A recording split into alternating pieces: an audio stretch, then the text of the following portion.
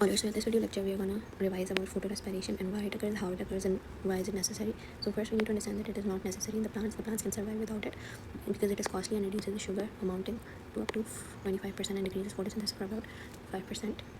These are the adaptations actually. So the C3 plant can convert into the C4 pathway, which is the half-slack cycle, and there are the CAM plants. So the C3, the Calvin cycle, and do the Calvin cycle, and a 3-phosphoglycerate molecule forms. So this cycle occurs twice and forms 2 of these, but in the C4 plants, only 1 of these is formed. So there is an enzyme called reglase 1,5-bisphosphate. Now, in the earlier times, there was no oxygen in the environment, so the oxygenase activity wasn't utilized. But since the oxygen evolved in the atmosphere, so what happened was the O2 fixation started occurring in the phosphoglycerate, and then which formed a toxic compound called phosphoglycolate. Now this is a toxic compound which must be broken down in the plant. So a phosphate group is removed and then it is converted to glycolate. So it is a carboxylic acid and an aldehyde is formed. So this glycolate goes into the peroxisome and it is converted into an intermediate called glycine. So the glycine enters the mitochondria and forms serine and carbon. The serine converts into glycerate and then it is converted into phosphoglycerate in the Calvin cycle. What is photorespiration? Sugar combines with oxygen and then forms CO2. So if we see that the CO2 is formed, now this is a diagram in the book. This is the Calvin cycle, but Lobisco combines with oxygen, phosphoglycerate is formed, phosphoglycolate is formed. The glycolate is removed by removing the PO4 minus, which is the phosphate group. The glycolate enters the peroxisome and forms glycine. The glycine enters the mitochondria, and then it forms serine and the glycolate enters and combines with the phosphoglycerate and enters the Calvin cycle again. Now we see why the carboxylase activity is occurring and why the oxygenase activity is occurring. Now it all depends on the relative concentrations of oxygen and carbon dioxide. In the presence of high carbon dioxide and low oxygen, carboxylase activity occurs, and in the presence of high oxygen and low carbon dioxide, oxygenase activity occurs. Now why low carbon dioxide yields to the activity, increases the activity of oxygenase. So we see that during the light reaction, O2 is generated in the cytosol of mesophyll cells, because mesophyll cells are the main photosynthetic parts of the plant, and the mesophyll cells are formed from the ground tissue. So at high temperatures in tropical climates, there's high oxygen. So what we do is, at high temperatures the stomata is closed. We know that the stomata is closed to prevent water loss. So what happens is light reaction produces O2. So the O2 generation is there, but so the CO2 fixation is occurring and the CO2 is getting reduced. That means during the Calvin cycle, the low CO2 means that the CO2 fixation is occurring, but O2 generation is very much higher because the stomata is closed, so O2 accumulates in the cell. So that's why oxygenase activity starts. So in the C3 plants, they are present in cool and moist areas. So they have the stomata open, the O2 escapes and the CO2 enters. So these are the examples of C3 plants, which are rice and potatoes. But in hot and dry temperatures, water loss and transpiration occurs. That's why the oxygenase activity starts, because of the high levels of O2, because of the stomata being closed. Now if we see the C4 and the half-slack, or it is called as the half-slack cycle, it occurs in the angiosperms. It is a secondary pathway which actually prevents photorespiration.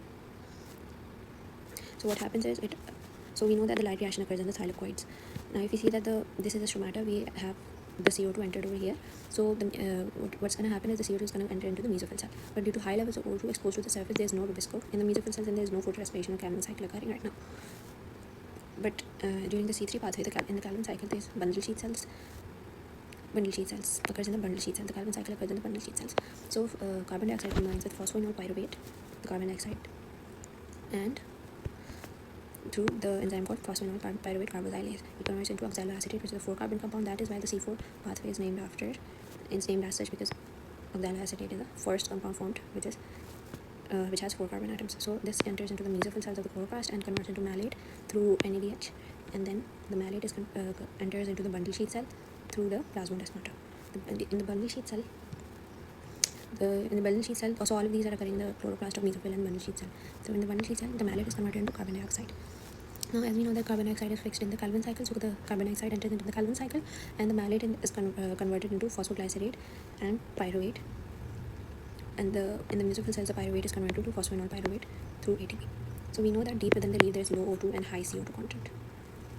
So what that means is because the upper surface of the leaves are exposed to high levels of O2, there's no rubisco, there's no photorespiration.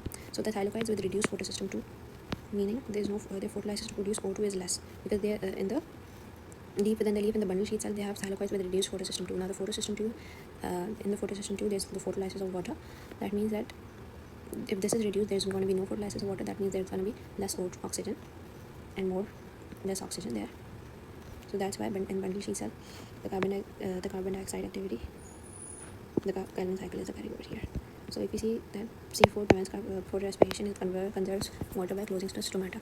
Now in the CAM cycle, the crucillation acid metabolism that occurs at high temperature and during the dryness, what it does, it separates the intake of carbonic acid and the uptake and the outtake in night and morning. So what happens is the CAM plants take in CO2 through their open stomata. They tend to have reduced numbers of them at night. So they take in the CO2 joins with the phosphoenol pyruvate to form the oxalic acid, and then it is converted into malic acid, which is malate that accumulates during the night in the central vacuole of the cell.